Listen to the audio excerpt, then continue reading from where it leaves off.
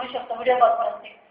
आता त्या पद्धतीने वडिलांशी बोलल्यानंतर वडील सल्ला देतात, वडील पण सल्ला देतात, वडील रागवत नाही मुलीला, लक्षात घ्या।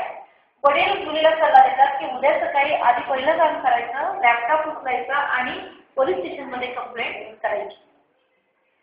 नंतर सगळी पाहिले की लॅपटॉप घेऊन पोलीस स्टेशनमध्ये जातात, रजिस्टर कंप्लेंट देतात की अशा अशा प्रकारची हॅरेसमेंट आम्हाला होते आहे। त्या ठिकाणचे जे अधिकारी असतात त्यांची कंप्लेंट ऐकून घेतात, तिची चौकशी करतात, कोणाची भांडण झालं होतं का, अफेअर आहे का, एकतर्फी प्रेम आहे का, कोणी बॉयफ्रेंड होता का, आईपासून काही लपवती आहे का, असं सगळं तिला व्यवस्थित विचारून घेतात। आणि मग नंतर ते सांगतात की आता ही जी केस आहे ही आम्ही सायबर क्राईमच्या ॲक्टकडे आम्ही सुपूर्द करू आणि त्याच्यानंतर मग पुढे याच्यावरती इन्व्हेस्टिगेशन होईल।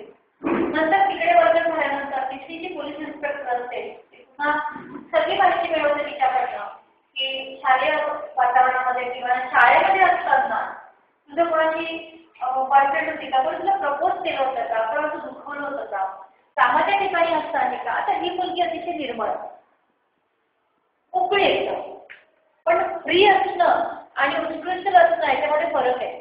ती निर्मळ आहे, ती मोकळी आहे, पण सभ्यतेच्या कुठल्याही मर्यादा तिने ओलांडलेल्या नाहीत। त्याच्यामुळे तिच्या लक्षातच येत नाही की असं असे म्हणजे नाही माझं कोणाशी अफेअर नव्हतं, मी कोणाला दुखावलेलं नाही, माझ्यावर कोणी एकतर्फी प्रेम केल्याचं पण मला आठवत नाही, कोणी मला प्रपोज केलं असं पण नाही, कामाच्या ठिकाणी सुद्धा मी सगळ्यांशी फ्रेंडली आहे।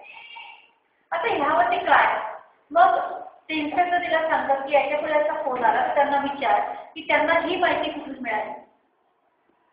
मग ती फोन आल्यानंतर डायरेक्ट करून विचारते की मेरा नंबर आपको किसने दिया, कहाँ से मिला।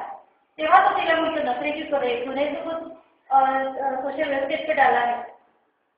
आता हे ऐकल्यानंतर ती उडते, कारण तिने ते केलेलं नसतं।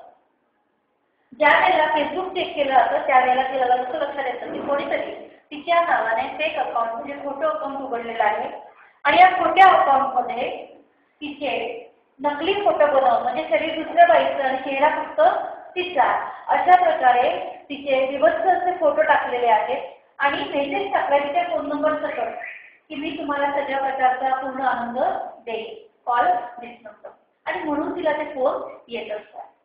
आता हे कळल्यानंतर पुन्हा त्यांचा विचार करणं सुरू होतं की हे कोणी केलेलं असेल, तिच्याबद्दल एवढी सगळी माहिती द्यायला आहे तोच ते करू शकेल, म्हणजे हा जवळच कोणीतरी आहे।